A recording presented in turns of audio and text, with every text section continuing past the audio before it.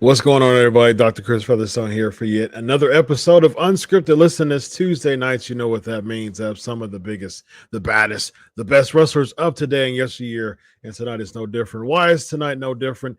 I'm a big fan of tag team wrestling.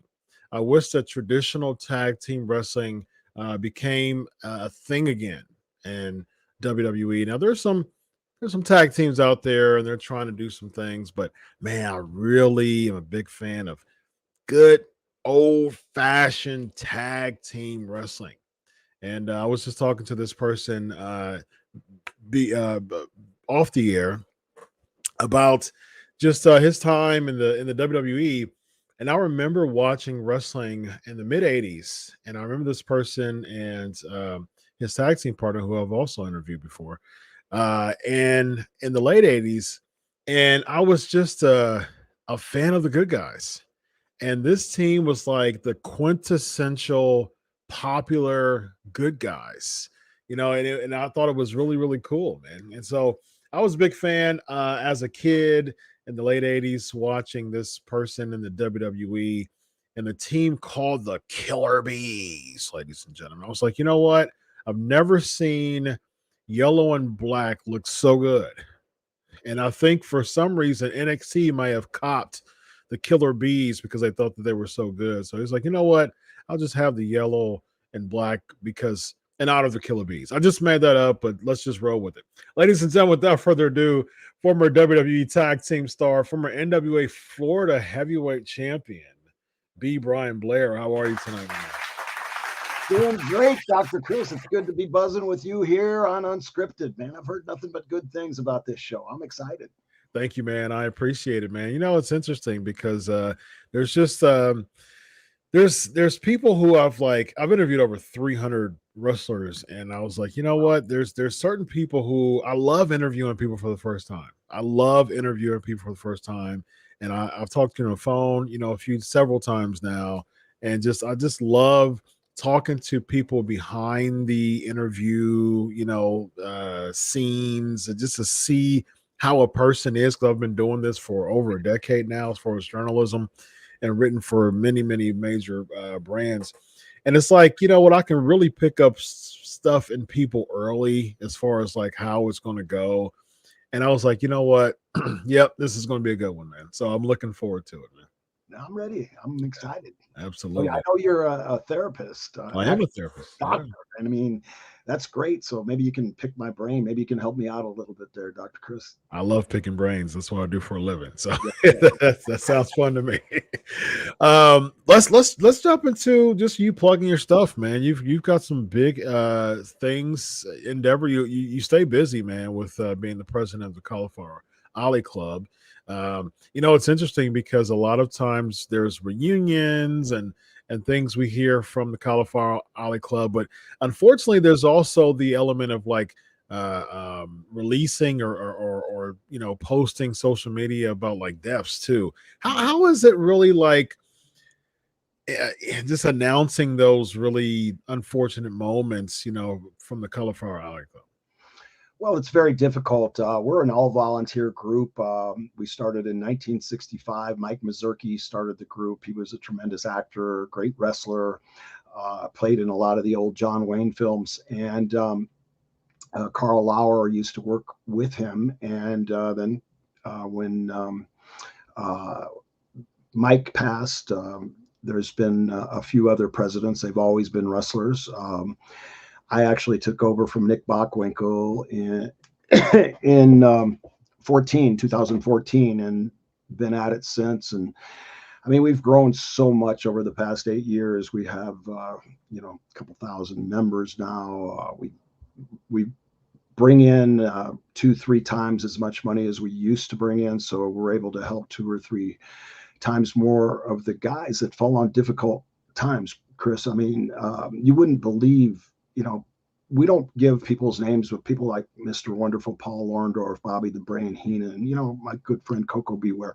People fall, Kamala. So many good people that just either didn't plan quite right or didn't have medical insurance or whatever it is, we helped them. I mean, Brickhouse Brown, God bless him, he couldn't get chemotherapy. I was so angry that he couldn't get chemotherapy. I mean, I was actually angry about it. And I try to keep my anger under control, but it just, in this day and age, to know that a guy's got cancer,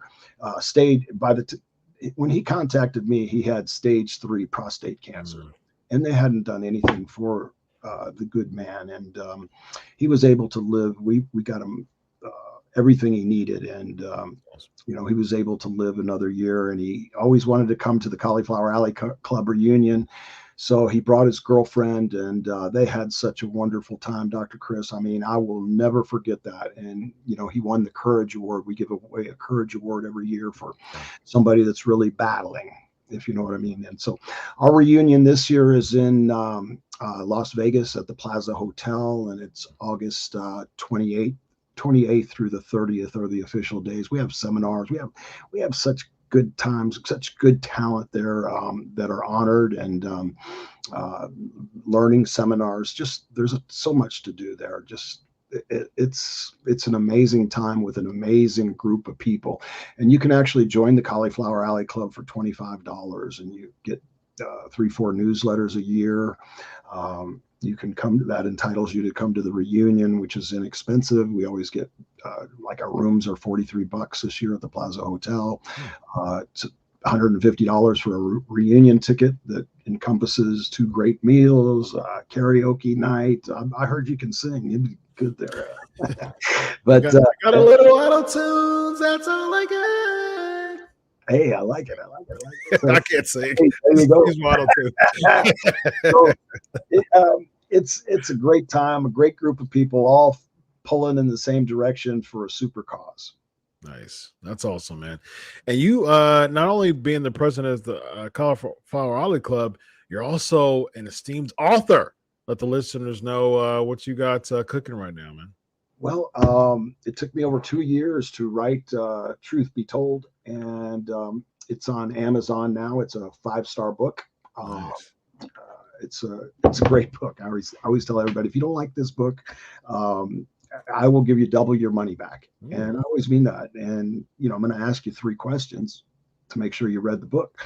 And as long as you get simple questions. So, you read the book, I'll give you your money back. So far, nobody's ever asked me for it, but I'd gratefully give it back to them. But I even had a woman, and you can go read the things on Amazon, all the comments. But one lady said, I've never been a wrestling fan, and I read Truth Be Told, and it was an amazing story. I can't believe how you went from poverty to be so successful. And, I grew up in Gary, Indiana, where, I was me and a guy, another white guy down the street. We were the only 2 white dudes in the neighborhood.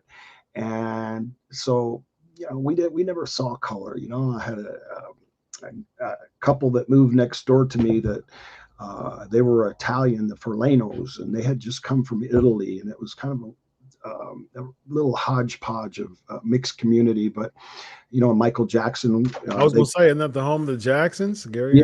Yes, they grew up in Miller. I lived in Etna, and they grew up in Miller, which is we abut right there by Lake Michigan, and it was a lot of good times. I did a lot of great learning there. Fortunately, my parents moved when I was 11 years old to Tampa, Florida, and I've been here ever since. I was elected countywide as a countywide commissioner, Hillsborough County commissioner.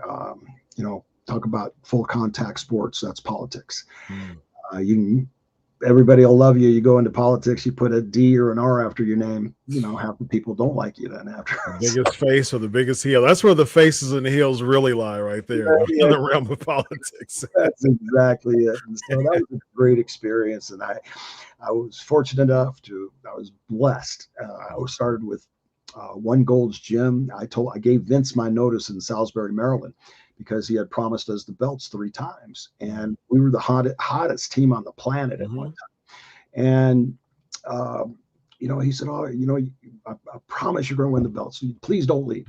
And I said, Vince, you've said that 3 times. I said, I want to do my own thing right now. I said, I would just want to leave on good graces. I'm going to give you my notice. I'll stay here up to a month if you'd like, but I'm going to go be a businessman just like you, but a different business.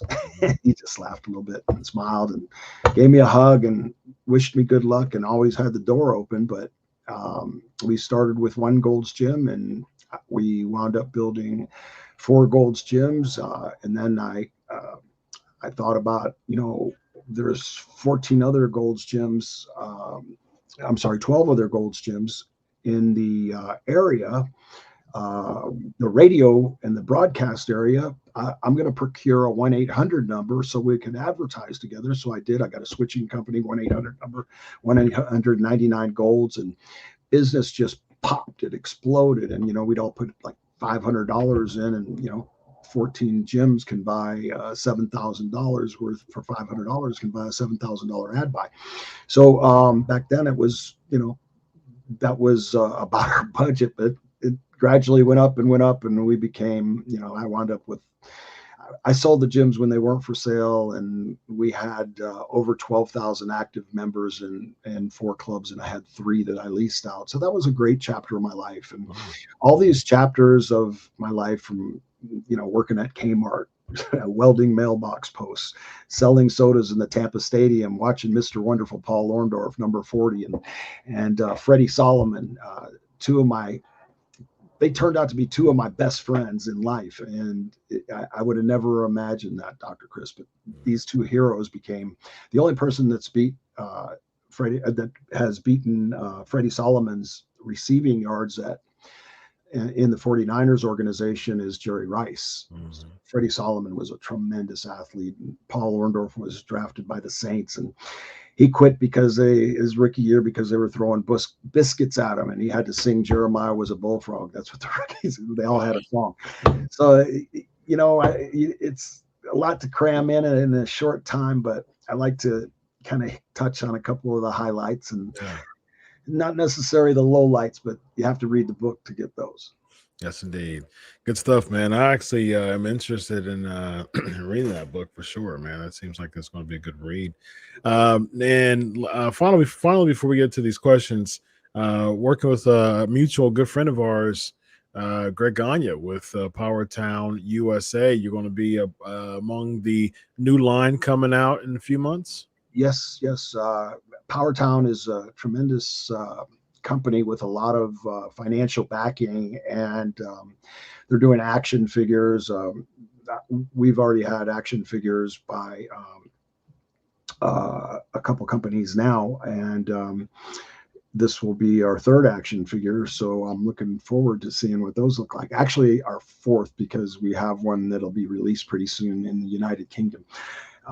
But Greg's done a great job with Power Town, and they have like Mount Rushmore figures with 4 of your favorite wrestlers on them. There's all kinds of stuff. So you just go to the Power Town website, check it out. Yes, indeed. Are you ready to dive into these questions? Let's do it. All right. Let's start off with Guillermo. How was competing during the first Survivor Series, also winning and surviving the 10-on-10 elimination match? Well, it was really awesome, Guillermo.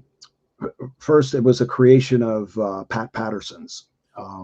Pat Patterson was the first openly gay wrestler, and he was a lot of fun. A great guy. God bless him. Pat had a brilliant mind, and he, rather than a regular battle royal, he created the Royal Rumble, where every minute somebody new comes in, and the fans don't know who's coming in. But to answer your question, it was a very tough match. It was a lot of fun, but they're all tough. There's nothing easy in pro wrestling. I'm getting ready to have my 4th back surgery, and I'm very fortunate to be able to sit here for a half hour without screaming right now. Yeah, I agree. I have a terrible back too. I've had 3 back surgeries myself, and yeah, so I totally understand, and I'm praying for you, man, for speedy recovery after your surgery. Kelvin is asking, whose idea was it for the Killer Bees masks? A guy named Billy Red Lion, Kelvin. We were in doing interviews in Ontario, Canada, and Billy Red Lions was an older Canadian wrestler, and he worked with Jack Tunney.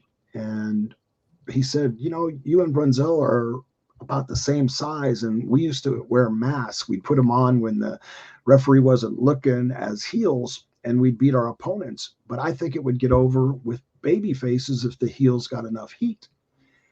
And so I said, well, Billy, I really appreciate that. I said, that's, Brunsey kind of, he didn't really like that. But I kind of convinced Jimmy that, this will work. And not only did it work, it got us over so hot. I mean, at one time, Dr. Chris, we were the hottest tag team on the planet. I mean, we were just doing tremendous business, selling a ton of merchandise, and it was a lot of fun. The masks were great. One of us would, when we were really beat up, would either if somebody threw us out of the ring, the other guy would jump down and do the mask thing, switch. The other one would pretend like he's hurt, and the bad guys didn't know who was who, and all of a sudden, boom, I got a hornet's nest. Very nice. AJ is asking, when the Killer Bees go into the Hall of Fame, that's the first question. And the second question is, what do you think of the Dark Side of the Ring on the Herb Abrams story? That was a pretty bizarre episode, that's for sure. Yes, it was. I truly believe we'll be in the Hall of Fame. And, the only reason we didn't get the tag belts was, and Jimmy, you've had Jimmy on your show, Jumpin' Jim. Jimmy actually sued Vince before we became a tag team, and he won because Greg signed something that he wasn't supposed to sign, Jimmy's name. Jimmy wound up winning the litigation, so that gave him a big shiner. And then our merchandise came out, and we had these Killer Bee t-shirts, and Vince is so excited about these t-shirts. He's got him behind his back, and he's, close your eyes, that kind of thing. Okay. He pulls them out, and he's so excited. And Jimmy goes, what the heck is that? And I said, Jimmy, you don't see, that's beautiful. That's artistic. That's amazing. I love it, Vince. Don't say that to the boss. But anyway, there was things like that. And George Scott had fired Jimmy right before we got together in the Carolinas. But Jimmy is a tremendous athlete, the greatest drop kick that I've ever seen in my life.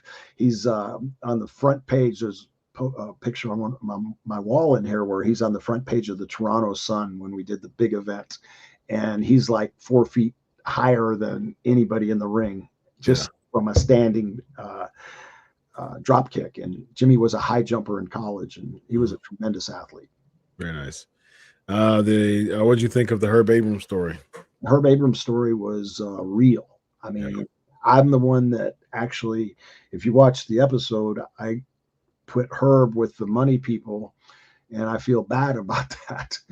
I didn't know Herb was addicted to cocaine at the time, and as we became closer, and I was really working closely with Herb, I mean, it was always cocaine and hookers, and you can go back and watch that episode. It was a crazy, wild episode, and it was so true. I mean, Mr. Electricity, Herb Abrams. I mean, he could have, if he had, if he could have risen above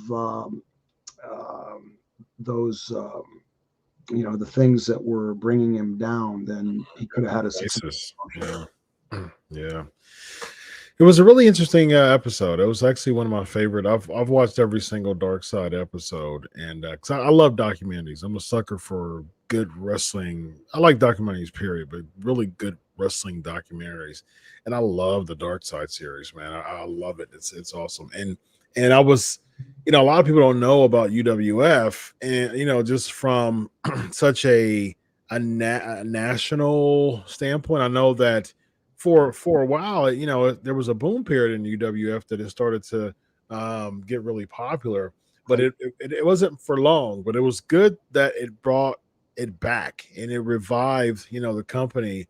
And the angle that it revived it wasn't very positive, but at the same time, it did get to show the behind the scenes of, who was there and just the inner workings of the company as a whole and the influence that Herb our Rebels did have for for the company. So absolutely.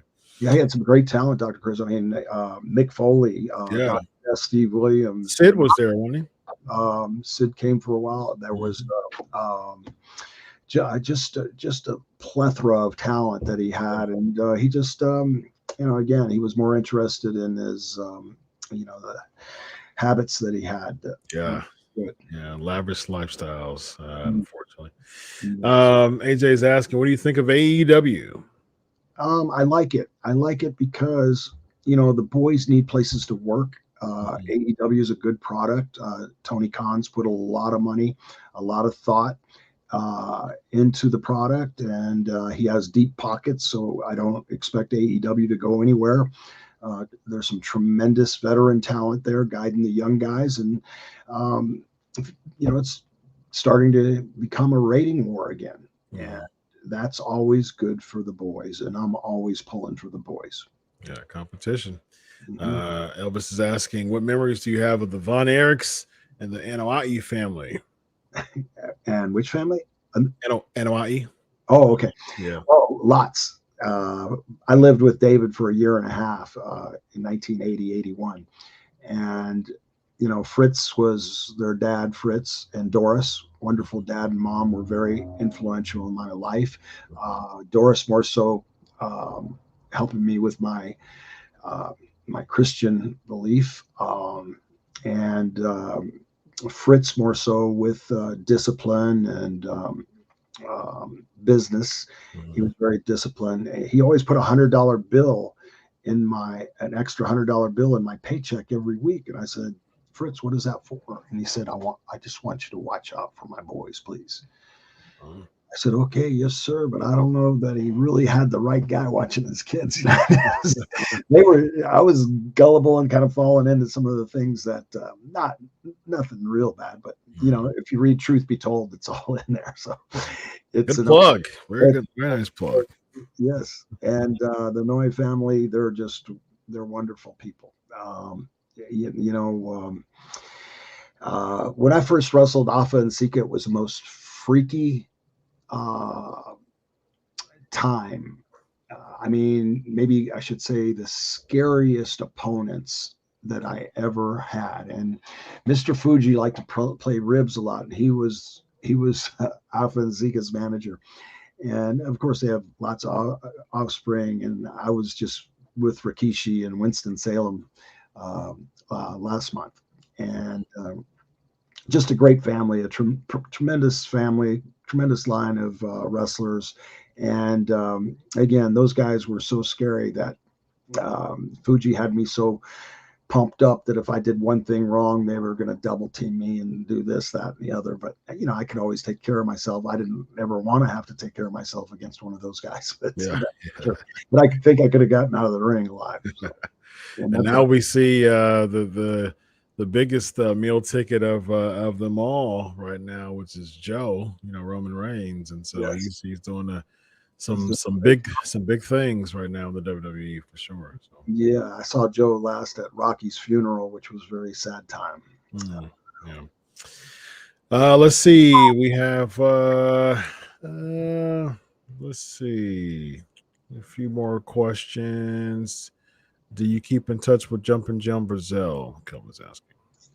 Yes, we do a lot of autograph sessions, and we were just in Louisville, Kentucky, where I played football, and we were there 3 weeks ago, I guess. Jimmy's a great guy. I really love Jimmy. I remember when we were in Australia, and my grandfather died, and I was so close to my grandfather, and I really needed some support all the way. And we were in Sydney at the time, and to hear it, I never expected my grandfather to die. He was just him and I were like peanut butter and jelly, and Jimmy was just so supportive and so loving and kind, and that's the kind of heart he has and the kind of guy he is. I mean, he's really a good guy. If he's your friend, he's your friend, and Jimmy's Nice. a great friend. Yeah. Great That's guy. awesome, man. Testosterone's asking, pick your booker, Vince Russo, Vern Gagne, or Eric Bischoff. Eddie Graham. Option 4. There you go. No, yeah. I really never worked for Vince. I never really worked for Eric, although I was signing for for the NWA for the WCW, and something got crossways and fell apart there. But so I didn't get to work for Eric. And the third person was Vern Gagne. Vern Gagne. I did work for Vern Gagne. Vern was very much a disciplinarian. You know, he wanted everything exactly his way. But you know, that's good. He owns the territory. That's fine with me. I do it his way. But you know, a lot of times when they don't see you a lot, he was used to seeing Jimmy with Greg, and it's a completely different tag team. The Killer Bees and the High Flyers are, you know, it's completely different. And Yeah. but you know, if I had a choice, shoot, I don't know. I would love to work for any of them. I only, you know, I worked for lots and lots of promoters. I don't have a bad word really to say about anybody. I always had a chance to make a living. My favorite thing was entertaining people. And as long as I could go out and have a good match, win, lose, or draw, I was happy. And if the people were happy, and I could tell every time, you know, if I had a good match. And I bled sweat. I mean, I did everything I could to make the crowd happy. And because that's our meal ticket. I mean, they're the ones that pay our rent, pay, you know, for everything that we have to live, to feed our families. And so without the fans, you're nothing. And so you better work hard for the fans or you're not going to last very long. Indeed. So if you had to pick one of them, who would be your pick? Gosh darn. I guess I'd have to say Vern Gagne because he's the only one that I worked for. Yeah, fair enough. All right, 2 more questions here. If you can work with one current AEW or WWE team, who and why? I would like to work with probably the Briscoes. Okay. I think they're just a tremendous heel team. I haven't seen them a lot lately. They just won the Ring of Honor titles again. They're back in the Ring of Honor now, yeah. But I mean, they were hot, and they really helped make the other young Bucks. I know the Young Bucks. They're a great babyface team. Don't get me wrong, but they were saying, oh, you know, we were the first ones to ever wear tennis shoes in the ring, which is totally false. You know, we wore Nike Dunks, black and yellow Nike Dunks back in WrestleMania 3. Yeah, yes, I did. Yeah. So Sean Waltman corrected that real quick, X-Pac, in one of their tweets. But them and the Briscoes would work together, and I'd always say, God, if I could only have 10 minutes with the two of them just to sit down and show them where they could have done maybe 25, 35% less high spots and gotten twice as much out of the match. Yeah. So it's just that it's the old school psychology that's gotten away. It's gotten away. And the reason it started getting away, and a lot of people don't know this, well, Vince wanted, when the video games were getting really hot, you know, one of the top multi-profit centers, Vince wanted more high spots, quicker, more high spots so they could be like the video games. And so, you know, people started doing more and more high spots. And you know, Mick Foley's the one that started really raising the bar as far as high risk moves. Then, you know, ECW came. ECW came, and those guys were doing some off the wall crazy stuff. And a lot of that is still blended in the business. But if you've noticed, you know, the rings are all padded around. You've got padding everywhere. We always had concrete. We didn't have padding to run into. We had steel to run into, you know, wood arcades and solid posts with no padding on them. So big difference. Yeah, it's definitely became very circus-like. That's for sure. A lot of Ringling Brothers feel going on. Last question from Elvis. Any run-ins with Roddy Piper? Oh gosh, I loved Roddy. Uh, yeah, you know, Roddy and I have had several matches against each other and several matches together as Mhm. tag teams. As a matter of fact, I went to Charlotte one time for a couple weeks because one of their top stars got hurt. So I was Roddy and I were working with Greg Valentine and whoever his particular partner was during the 2 weeks. It was always somebody different, and we had great matches, a great time. I wore a mask. I was called the Champ then, and I stayed with Roddy and Kitty, and we became such good friends, and that carried on into WWE, and you know, we were friends all the way until you know, he went to a better place, and so I think about him often. Thanks for bringing his name up, Elvis. Indeed. Before we go, can you give us a little bit of Dusty, baby? Dusty, Dusty, Dusty. Well, I wined and dined with kings and queens, and I slept in alleys and ate pork and beans. You know, I've been to the top of the mountain and I stared down at the valley of the shadow of death, but I feared no evil because I looked to the left of me and I saw my man, Dr. Chris. And then I looked to the right of me and I saw my man, the killer BB Brian Blair. And I looked up above and I said, good God, I got no problems today. So in Big Dust we trust, pretty girls and dumbbell curls. Very good. Awesome, man. I, I've heard a lot of wrestlers do some Dusty impersonations, baby. And you nailed it, man. So that's good stuff, man. I appreciate it. I'm sure that you've worked with Dusty quite a bit to know to know how to impersonate a Dusty Road. So A lot of miles, definitely shows. trains and automobiles together. Yes, indeed.